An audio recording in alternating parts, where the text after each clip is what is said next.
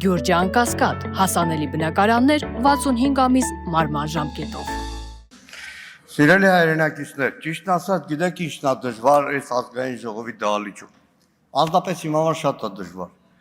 Դժվար ամեն անգամ լսել մարդկանց ելույթներ, որոնք այդ ամեն ինչը չեն տեսել։ Դու ապրել ես, իրանք չեն տեսել։ Շատ չեմ ուզում խոսքս ծանրացնեմ այդ ամեն ինչի վրա։ Գեգամ Նազարյանը նստած է այստեղ հայկական ժամանակ։ 1990 թվական հոկտեմբեր 27-ից առաջ որ մամուլներ Վազգեն Սարգսյանի դեմ արշավանում։ Էտով ասეთ։ Գլուխդ պատով տվեցի։ Հայկական ժամանակ Նիկոլ Փաշինյան։ Մի հատ գնացեք մամուլը նայեք։ Սուտ խոսացին որովհետև։ Հայկական ժամանակ Նիկոլ Փաշինյան։ Տիկան Հակոբյանը գոնե վկայա։ Լավ։ Պարոն Հակոբյան, այսօրվա խոսքս իրականում հանձնաժողովին շատ չի վերաբերվելու, բայց վերաբերվելու է անձամբ ձեզ։ Ձեր տարեկից օրինակ առավոտ թերթի գլխավոր խմբագիր Արամ Աբրամյանին, ինձ, մեր տարեկիցներին, որոնցից գողացել են մեր 30 տարին, այդ 30 տարվա բովանդակությունը, պայքարը, ուրախությունը, տխրությունը եւ շարունակում են գողանալ։ Ելույթս ուղեցույց է բոլոր նրանց, ովքեր դեռ պատրաստ են ամուր պահել պետականության հենասյուները, պատմություն, արժանապատվություն, հիշողություն։ Այն հակափաստարկ է բոլոր նրանց, ովքեր ուզում են հայ ժողովրդի հիշողությունը կեղծել, ջնջել։ Խոսքս հանուն պետության եւ հայրենիքի, հակափաստարկելով փաշինյանական այն թեզերը, որոնք մեր ազգային գոյությունը եւ հենց պետականություն են վտանգում։ Միակողմանի ապազգային տրամաբանության հակադրումը պետություն, գումարած հիշողություն հավասար է ուժեղ ու կենթանի հայրենիք հայեցակարգն է։ Նախորդ շաբաթ Հայաստանի ազգային ժողովում մենք ականատես եղանք մի ելույթի, որը պաշտոնապես կոչվում էր ամփոփիչ, զեկույց, բայց իրականում այն քաղաքական մանիֆեստ էր, պետականություն առանց հիշողության, իրականություն առանց արմատների ու ապագա առանց ինքնության։ Այն առաջարկում էր հրաժարվել մեր պատմական դասերից, մշակութային կոդերից ու ազգային նկարագրից։ Սա բառերի խառնաշփոթ չէր, չգիտակցված պորտքում չէր, ինչպես նախորդ օրը եղավ։ Սա նախապես ծրագրված գաղափարախոսություն է, որն ունի շատ հստակ նպատակ՝ հայ ժողովրդին զրկել հիշողությունից, արմատներից եւ ինքնությունից։ Անցյալ շաբաթ Նիկոլ Փաշինյանի մանիֆեստի վերածեց անցնող մի քանի տարիներին արդեն ավանդական դարձած ներազգային կյանքում հակադրումներն ու թշնամացումները։ Հիշում եք, բաժանումները տարբեր էին՝ սև ու սպիտակ, նախկին ու ներկա, հարկատու, թալանչի, հայաստանցի ու սփյուռքահայ, հետո արդեն 2020 թվականի պատերազմի ժամանակ հայրենանվեր կամավոր ու դիզերտիր, արցախցի խուճապ տարածող, դավաճան ու վարչապետի առաջին իսկ կոչով ճակատ շտապող որդի։ Նմանատիպ բաժանումները յետ պատերազմյան շրջանում այլևս որքան մեծանում էին, թուրք-ադրբեջանական ճնշումները, այդ հակադրում հարցադրումները ուղղված հասարակությանն ավելի ցայտուն, ավելի ցինիկ ու բանականություն չճանաչող էին դառնում։ Օվերտոնի պատուանի սկզբունքով հրապարակ էին նետվում ամենատարբեր մտքեր, որոնք արժանանում էին նախ համատարած պարսավանքի, դատապարտման, ապա ժամանակ հետ դառնում էին սովորական, մինչև որ մի օր դրանք այլևս իրողություն էին դառնում դժբախտաբար։ Իսկ հետո Արարատ թե Արագատ բաժանումը, ապա հայրենիք թե պետություն բաժանարարը, հաջորդիվ արդեն հայոց ցեղասպանության շուրջ անառողջ քննարկումը։ Ընդ որում ուշադրություն դարձեք, այս բոլոր հակադրումները կատարվում էին հագուրդ տալով թուրք-ադրբեջանական ճնշումներին, պահանջներին ու ճաշակներին։ Անցյալ շաբաթվա ելույթում արդեն Փաշինյանն այլևս նոր դոզա ներարկեց ներհասարակական կյանքում։ Այս ամբիոնից հակադրեց Արցախյան շարժումն ու անկախության համար պայքարը, այլև Արցախյան շարժումը համարեց խոչընդոտ այդ պայքարի համար։ Նա բացահայտ ձևով հակադրում է մեր նորագույն պատմության երկու հենասյուները՝ Արցախյան շարժումը եւ Հայաստանի Հանրապետության անկախացման շարժումը։ Սա ոչ թե թյուրիմացություն է, այլ գաղափարական դիրքորոշում, որն այսօր պաշտոնական է դարձել այս իշխանության համար։ Փաշինյանը միտումնավոր խոսում է, թե իբր մենք ընդամենը հիմա ենք հասել պետականություն կառուցելու իրական հնարավորության, թե մինչև հիմա Ղարաբաղի համար ենք ունեցել անկախություն։ Սա ոչ միայն պատմական փաստերի ընտրովի մեկնաբանություն է, այլ նաև վտանգավոր արդարացում վերջին տարիների բոլոր ձախողումների համար։ Իր խմբագրի եղած ժամանակվա ոճով ամեն ինչից մի քիչ իմանալով, իբր լուրջ դատողությունների հանգող Փաշինյանը եզրակացնում է, որ մեծ բերում եմ 80-ականների վերջին Հայաստանի անկախության գաղափարը գեներացվել է ոչ թե հանուն անկախության ու պետականության, այլ հանուն Ղարաբաղի խնդրի լուծման։ Սուտ է, ոչ ճիշտ, ոչ պատմական եզրահանգում։ Արձանագրենք, որ անկախության շարժումը մեր ժողովրդի հասարակական քաղաքական կյանքում առնվազն 20-րդ դարում զուգահեռաբար զարգացել է երկու տարբեր հատվածներում։ Սփյուռքում իր ձևավորումից ի վեր դաշնակցության ջանքերով, համառությամբ, մայիս 28-ն ու եռագույնը փայփայելուց սկսած մինչև սերունդ դաստիարակելով ու մայր հայրենիքում դեռ 50-60-ականներից անկախության գաղափարի համար պայքարած, Սիբիրյան աքսորներ տեսած, այդ ճամփեքին նաև նահատակված նվիրյալների մի ողջ փաղանգով։ Իդեպ այդ անկախական սերնդի տարածող գաղափարների մեջ իր մշտական ներկայությունն էր նաև հայոց ցեղասպանությունը։ Հայաստանում Արցախյան շարժման մեկնարկը, որը տրվեց համաժողովրդական շարժման մեկնարկ դարձած 87 թվականի աշնանը, իբրև հարթակ բնապահպանական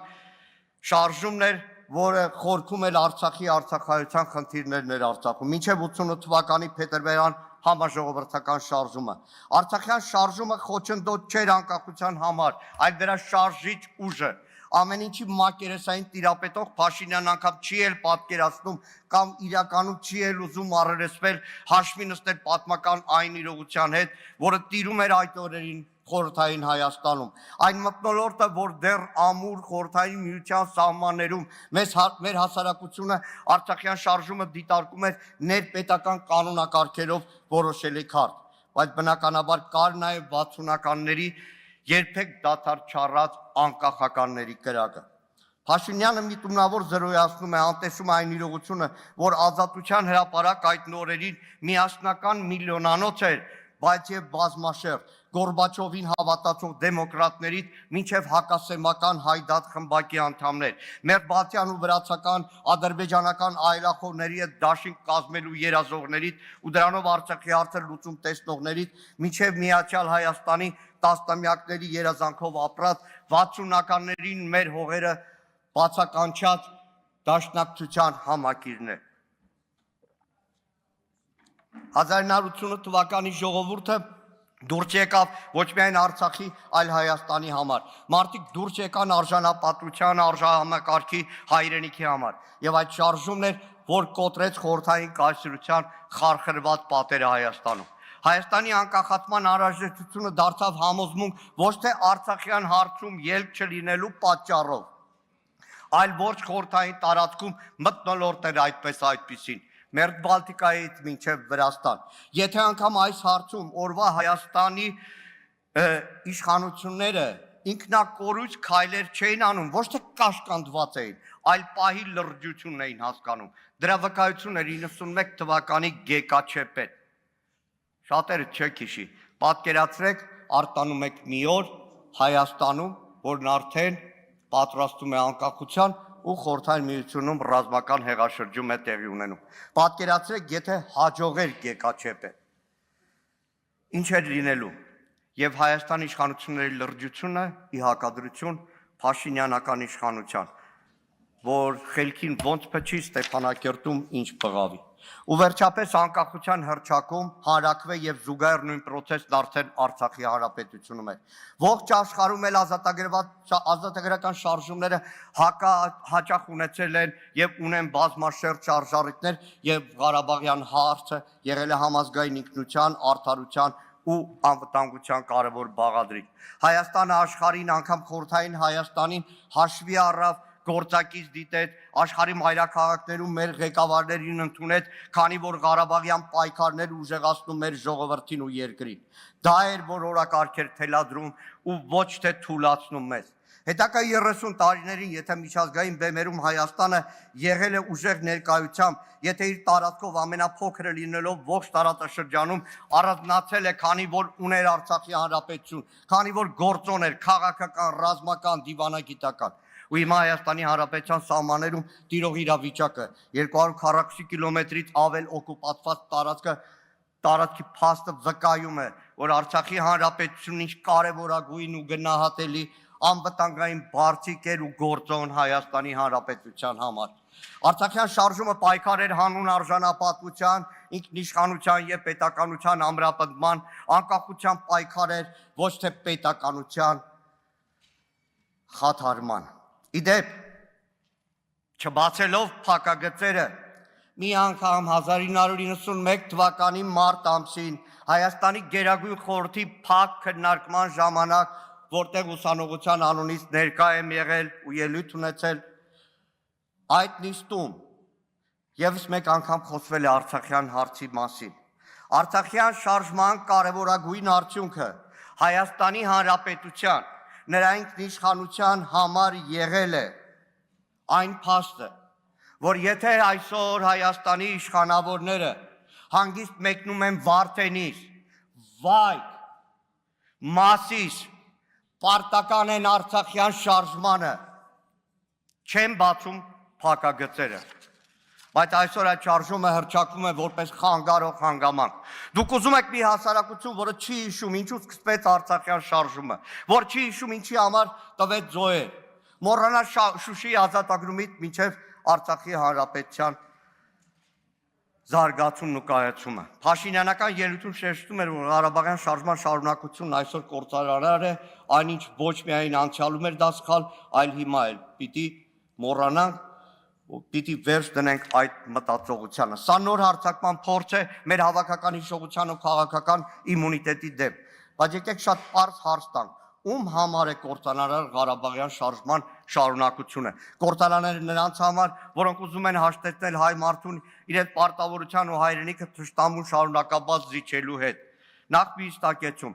Փաշինյանը հայտարարում է, թե այլևս չի լինելու Ղարաբաղյան շարժում։ Իրականում Արցախյան շարժումը ավարտվել է 1994 թվականին Ադրբեջանի եւ Արցախի պաշտոնական ներկայացուցիչների միջև կնքված զինադադարի փաստաթղթով։ Դրանից հետո այլևս Արցախյան հարցը դարձել է միջազգային քննարկման ինստիտուցիոնալ հարց։ Այդ պայքարով անկախացած Հայաստանում ինքնիշխանությունից ամենաշատ գոռացող այս քաղաքական ուժ անցնող տարիներին մեր երկրի ինքնիշխանությունն ինչպես է ապահովում։ Օտար երկրների դրոշները սահմաններին պարբերաբար տնկելով, մեկ ռուսական դրոշներն են, հետո փոխին Եվրամիության դրոշներ, հասավ այնտեղ, որ մեր սուվերեն տարածքում գործարան կառուցելը պաշտպանելու համար տնկեցին Ամերիկայի Միացյալ Նահանգների դրոշը, դա էլ չօգնեց։ Հիմա ով է ցանկանում ու կործանում մեր անկախությունը, որ մեր երկրի ծննդյան վկայական անկախության հռչակագիրը ցանկանում է ջնջել արտաքին պարտադրանքով ու թելադրանքով։ Իդեպ ասեմ պարզ, երբ առաջին անգամ Փաշինյանի շուրթերից հնչեց Ղարաբաղյան շարժումը թույլ չտալու մասին հայտարարություն, միանգամից հիշեցի մեր գործընկերների հետ արտգործնախարարությունում, երբ որ ծանոթանում ենք Ադրբեջանի հետ քննարկող փաստաթղթի։ Մի դրույթ կար, որ արգելվելու է եւ այլն, ագերը պաշտոնյացի Պաստորը սրանով դաշնակցությունը փակելու եք,